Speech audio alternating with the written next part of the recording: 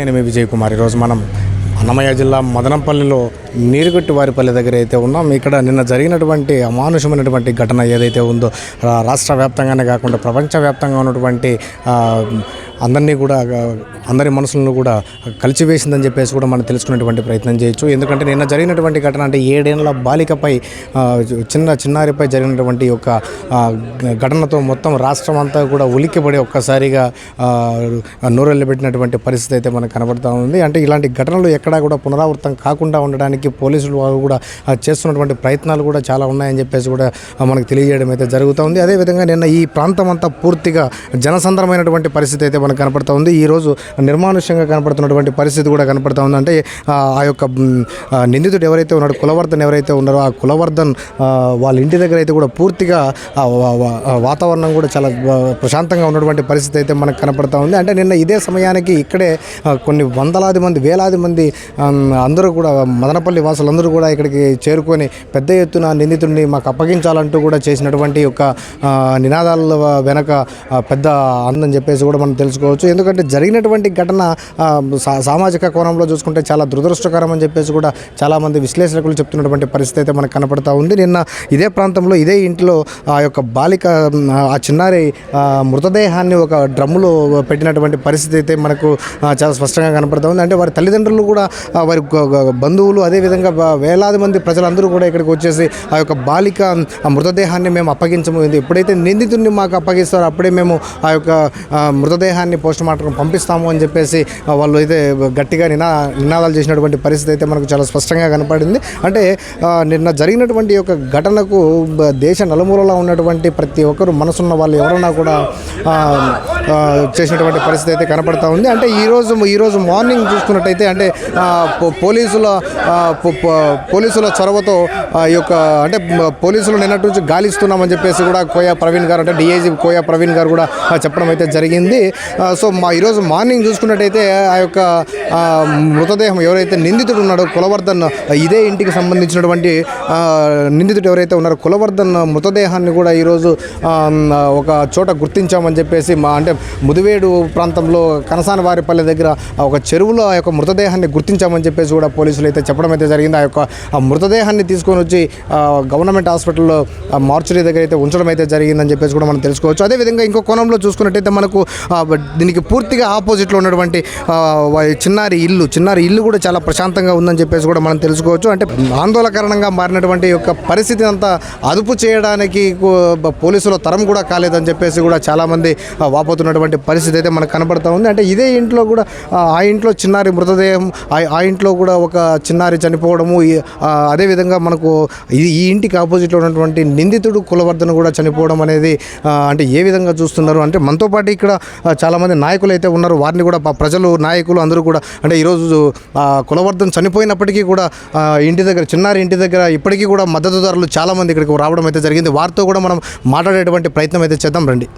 ఆంధ్రప్రదేశ్ ముఖ్యమంత్రి వర్యులు గౌరవనీయులు పెద్దలు నారా చంద్రబాబు నాయుడు గారికి, అలాగే నారా లోకేష్ గారికి, అలాగే హోమ్ మినిస్టర్ అయినటువంటి అనితమ్మ గారికి, అలాగే మదనపల్లి శాసనసభ్యులైనటువంటి గౌరవనీయులు పెద్దలు షాజాన్ బాషా గారికి, అలాగే పోలీసు పెద్దలందరికీ కోయా ప్రవీణ్ గారికి ఎస్పెషల్లీ, అలాగే మదనపల్లి నీరుగుట్టువారిపల్లి మహిళా సంఘాల లీడర్లకు, మహిళలకు, అలాగే ప్రజా సంఘాల నాయకులకు, రాజకీయ నాయకులు అందరూ స్వచ్ఛంగా వచ్చి ఉదయం 10 గంటల నుంచి సాయంత్రం 6 గంటల వరకు నిర్విరామంగా ఎవరైతే రిషికప్రియ అత్యాచారం చేసి హత్య చేసిన మానవ మృగమైనటువంటి కులవర్ధన్ను నిన్న రాత్రి ఎక్కడో మదనపల్లి సమీప ప్రాంతంలో ఒక చెరువులో పడి చనిపోయినాడనే ఒక వార్త మాకు తెలిసింది.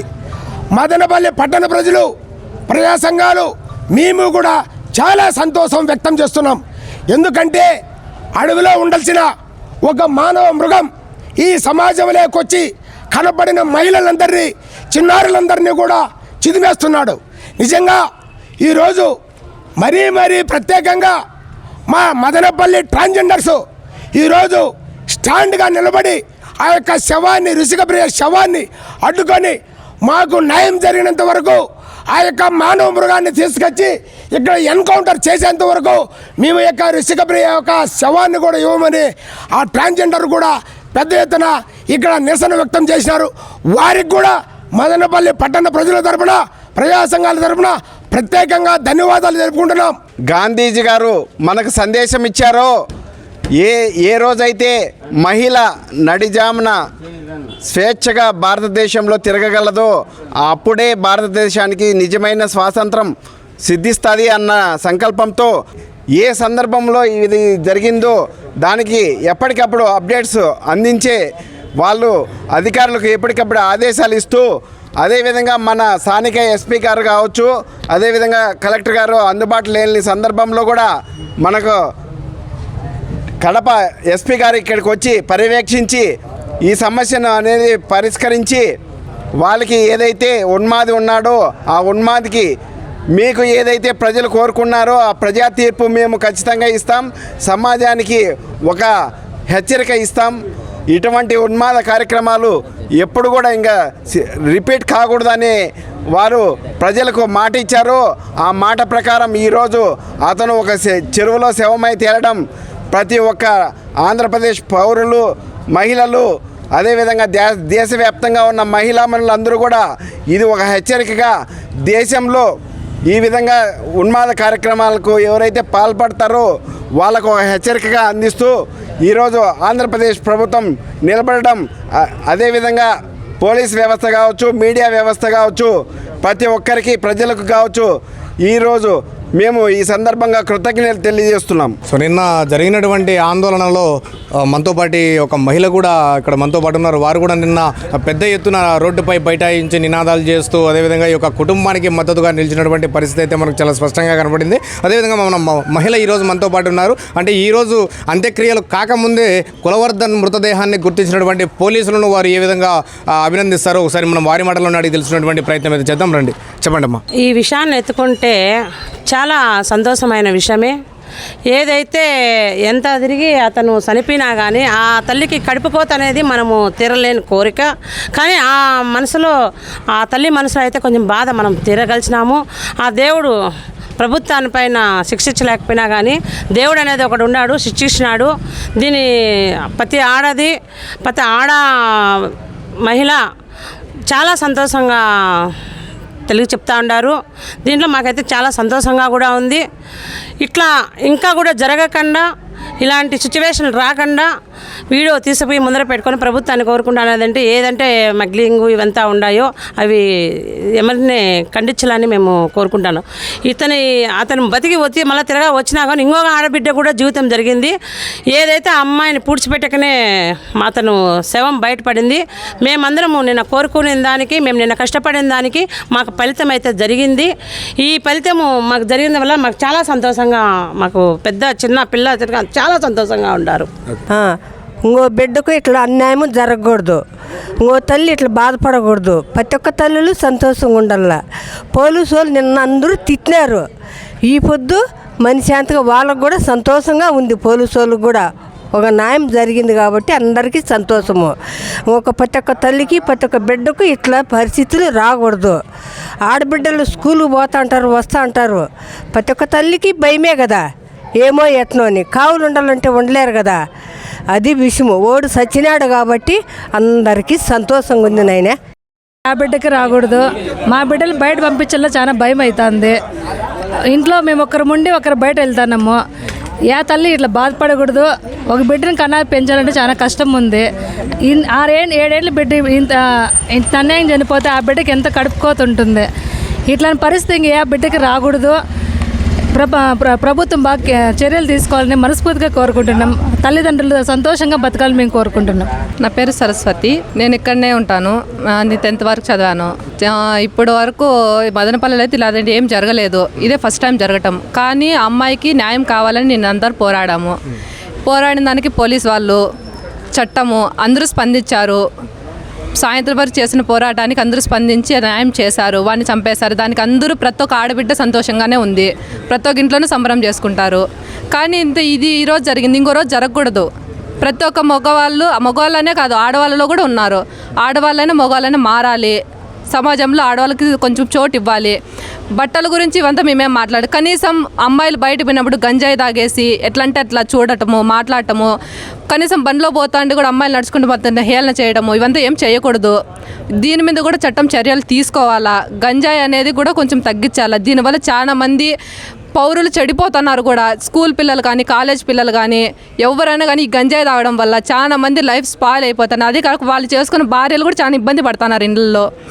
మందు, సిగరెట్లు, దీనివల్ల సమాజం ఎంతో చెడిపోతుంది. కానీ పట్టించుకునే వాళ్ళు ఉన్నారు, కొందరు పట్టించుకునే వాళ్ళు కూడా ఉన్నారు. అవంతా చూడని వాళ్ళు మాకు ఎంతవరకు ఉంటుంది, ఎంతవరకు ఉండదు అనేది ఎవరు చూడరు. అన్నీ బయటకు చెప్పలేము. కాబట్టి సమాజము దీని మీద కూడా చర్య తీసుకోవాలా. ప్రతి ఒక్క బిడ్డ గురించి ఆలోచించాలా. ఈ మధ్య మగవాళ్ళు కదా ఆడవాళ్ళు కూడా తాగి ఆడంటే ఆడ పడిపోవటము రెండూ జరుగుతున్నాయి. ఆడవాళ్ళ మీద, మగవాళ్ళ మీద, ఇద్దరి మీద ఎవరు తాగరని నేను చెప్పట్లేదు, కానీ చర్యలు తీసుకోవాలా. ఎక్కడంటే అక్కడ గొడవలు జరుగుతున్నాయి. దీని మీద కూడా స్పందించాలా. అందరూ చూడాలా. ప్రతి ఒక్కరి గురించి ఆలోచించాల. ఫస్ట్ అండ్ ఆల్ గంజాయి, మందు, సిగరెట్లు సమాజంలో పిల్లలు ఇలాగే చెడిపోతారు. కానీ వాళ్ళ తల్లిదండ్రులు కొందరు పట్టించుకుంటారు, కొందరు పట్టించుకోరు పనులు పోయేవాళ్ళు. కానీ వాళ్ళ అమ్మ వాళ్ళ నాన్న నిలదీయాల. వాడు కొన్ని నిమిషాలు లేట్ వస్తుంది, నీకు ఎక్కడ పోయినావు, ఎందుకు పోయినావు, యాడ్నీటి వస్తుంది, వాళ్ళ తల్లిదండ్రులు నిందించాల, అడగల. వాళ్ళ తల్లిదండ్రులు అడగకపోవడం వాళ్ళది తప్పు అవుతుంది. ఆ బిడ్డలు చెడిపోవడానికి కారణం వాళ్ళ అమ్మ నాన్న అడిగితే ఆ బిడ్డ చెడిపోదు.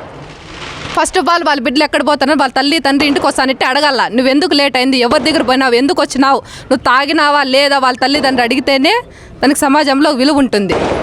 తల్లిదండ్రి ఉండాలి, చట్టం కూడా ఉండాలి. కానీ నిన్న జరిగిన అన్యాయానికి న్యాయం చేసినారు. నేను దీనికైతే అందరినీ ధన్యవాదాలు తెలుపుకుంటాను. ఎందుకంటే పోలీసు వాళ్ళు కూడా సాయంత్రం స్పందించినారు. చాలా మంది ఆడవాళ్ళు కూడా వచ్చారు. గవర్నమెంట్ కూడా స్పందించింది. ఆ బిడ్డకి న్యాయం జరిగింది. ఏం జరిగినా పోలీసు వాళ్ళు ఉన్నారని నిరూపించుకున్నారు. ఇంకొకసారి ఏం జరిగినా మేమున్నామనే హామీ వాళ్ళు ఇస్తే ఖచ్చితంగా న్యాయం ఉంటుందని ప్రతి ఒక్క ఆడబిడ్డ నమ్ముతుంది. ఆడవాళ్ళకు కూడా గౌరవం దక్కుతుంది. ప్రతి మగవాడు ఆడదాన్ని చులకనగా కాకుండా, వంటింట్లో పని మనిషిలాగా కాకుండా మనిషిలాగన్నా చూస్తాడు. పోలీసు వాళ్ళకు, మీడియాకి, ప్రతి ఒక్కరికి నా తరపున ధన్యవాదాలు తెలుపుకుంటాను. అంటే సుదీర్ఘంగా సాగినటువంటి ఒక పోరాటం, అంటే నిన్న ఉదయం 10:30 ప్రాంతంలో మొదలైనటువంటి యొక్క ఆందోళన కార్యక్రమం దాదాపుగా 8 గంటల వరకు కొనసాగుతూనే ఉంది. ఎవ్వరు కూడా కంటి మీద కునుకు లేకుండా, కనీసం అసలు వారు భోంచేశారా లేదా అనేటువంటి అంశాలన్నింటినీ కూడా పక్కన పెట్టి చిన్నారి రుచిక కోసం ఎంతో పోరాటం చేసినటువంటి పరిస్థితి అయితే మనకు చాలా స్పష్టంగా కనపడింది. ఈరోజు మృతదేహాన్ని అయితే పోలీసులు గుర్తించడంతో పెద్ద ఎత్తున ఇక్కడ ప్రజలందరూ కూడా మద్దతుదారులు, ప్రజలు అందరూ కూడా పెద్ద ఎత్తున సంతోషం వ్యక్తం చేస్తున్నటువంటి పరిస్థితి అయితే మనకు కనపడతా ఉంది. మరిన్ని అప్డేట్స్ కోసం చూస్తూ ఉండండి సుమన్ టీవీ.